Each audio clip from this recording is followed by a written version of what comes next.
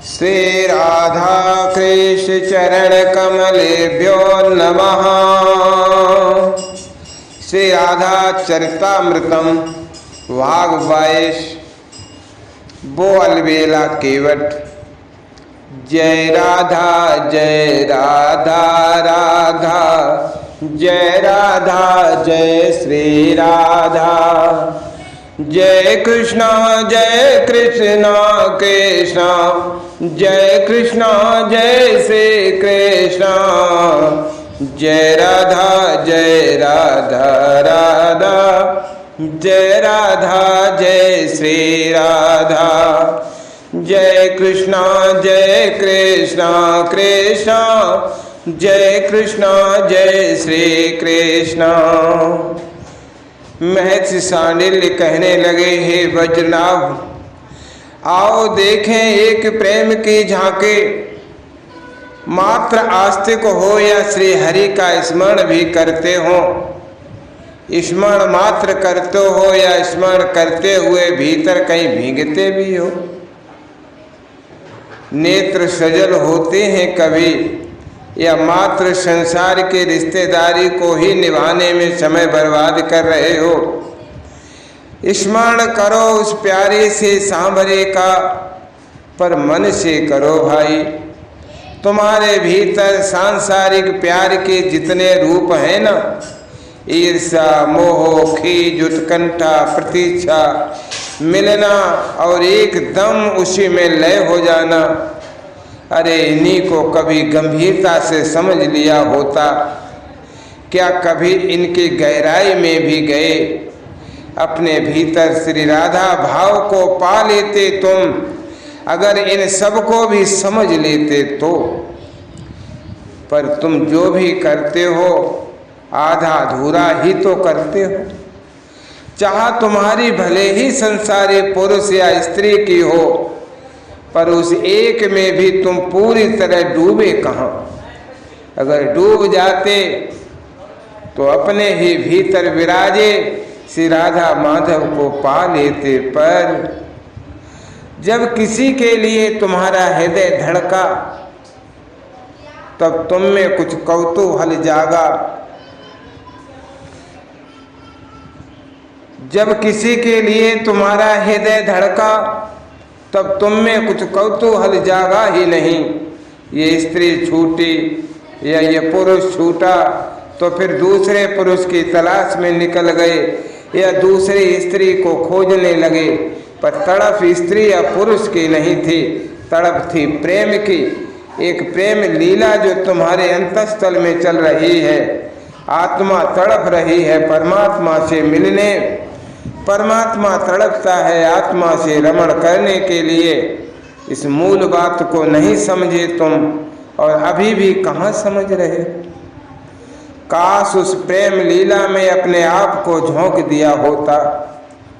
उस प्रेम लीला में जो निरंतर चल रही है, सनातन अनादि काल से, क्या अभी भी हिम्मत है उस प्रेम लीला में अपने अहम को विसर्जन करने की। बस दिक्कत ये रहेगी कि तुम नहीं रहोगे, फिर तुम मिट जाओगे, यही डर है ना तुम्हें।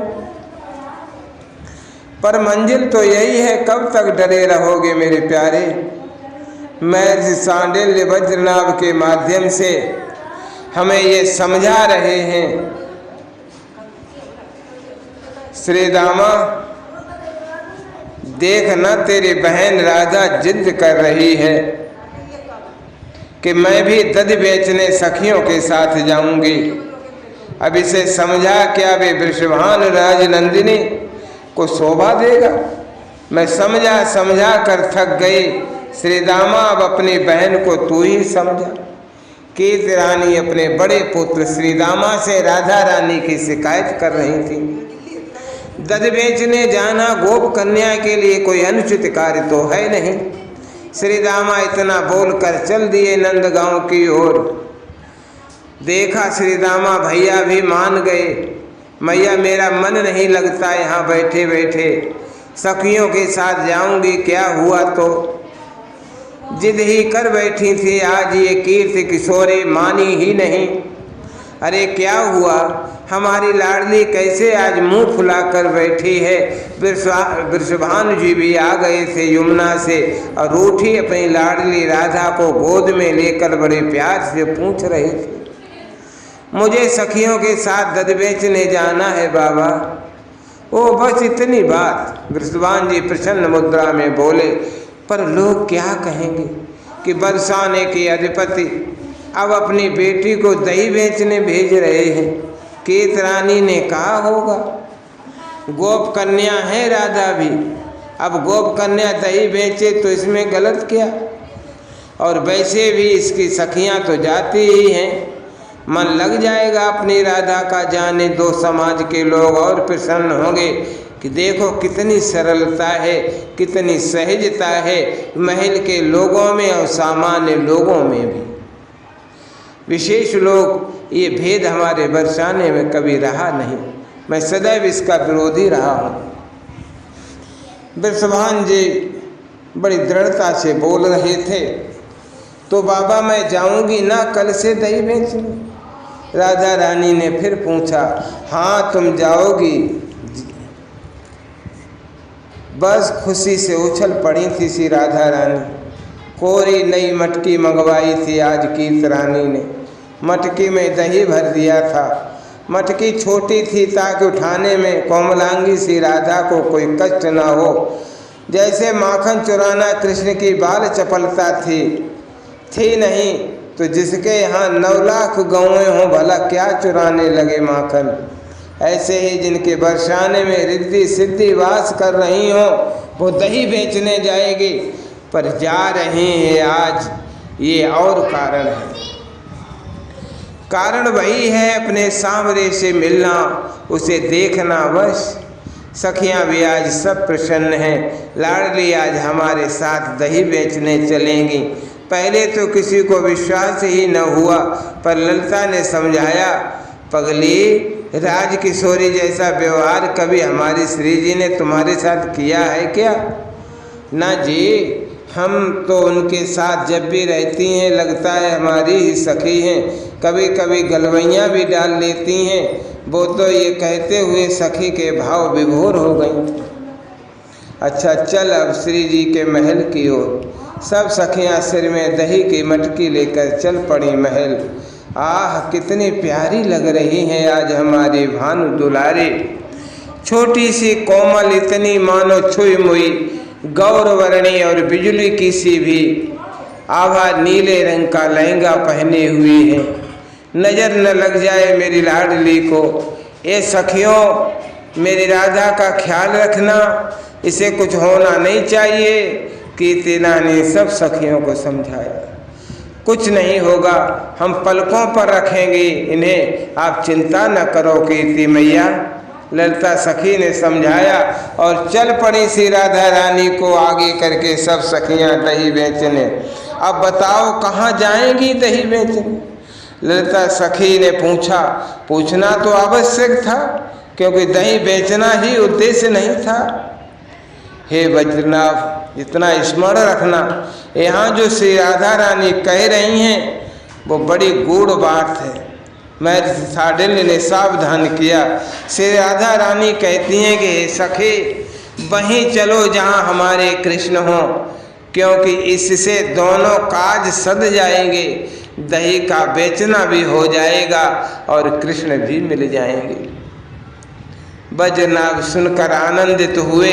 आह हे गुरुदेव, कितनी गूढ़ और रहस्य की बात यहाँ श्री राधा रानी ने कही। संसार के मनुष्यों को ये बात समझनी चाहिए। ऐसा कार्य करें जिससे हमारा स्वार्थ और परमार्थ दोनों सद जाएं। हे हाँ वज्रनाभ, महर्षि सांडिल्य अपने श्रोता की समझ से प्रसन्न हुए और कहने लगे, तो फिर नंदगांव ही चलें, क्योंकि आपका सांवरा तो वहीं है। सखियों ने हंसते हुए कहा और सब सखियां नौका में बैठकर नंदगांव गईं। कोई दही ले लो, कोई दही ले लो, अरे कोई तो ले लो दही। नंदगांव की गलियों में आवाज लगाती हुई सखियां चल रहीं। आगे आगे मीठी बोली में श्री राधा रानी भी बोलती जा रही हैं, पर सखियों को लगता है नंदलाल यहाँ नहीं है। श्री राधा रानी उदास हो गई, तो कहाँ गए होंगे नंदलाल? ललिता सखी ने अपने आंचल से हवा करते हुए पूछा।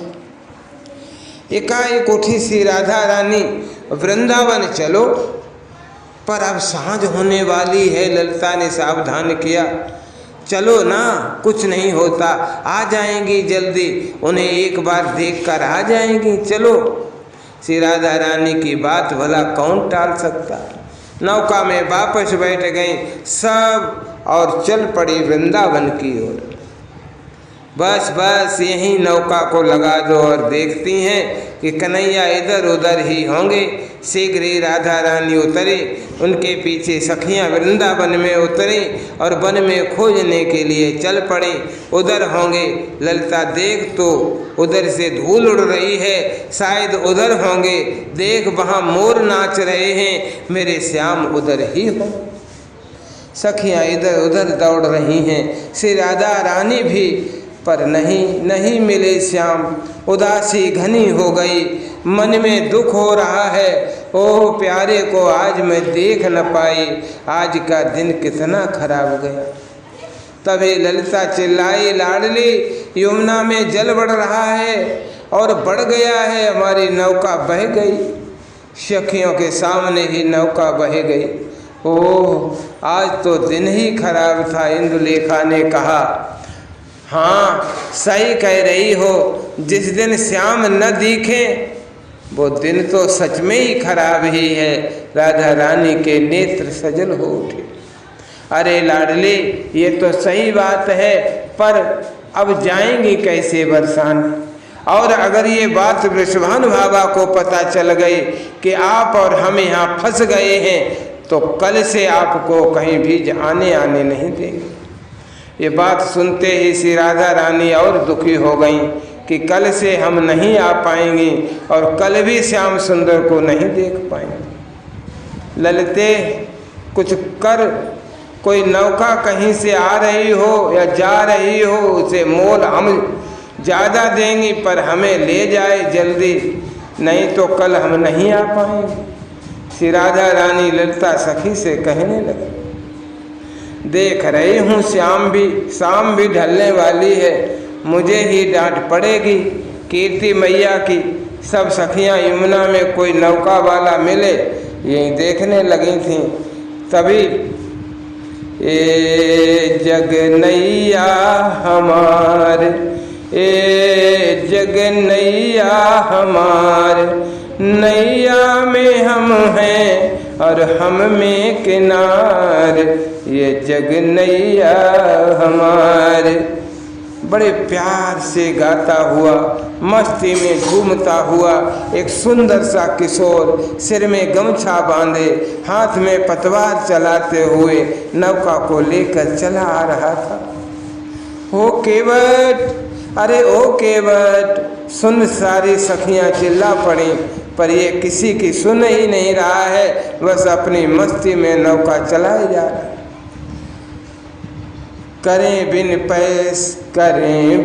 पैसा पार, नैया में हम हैं और हम में है किनार, ये जग नैया हमार।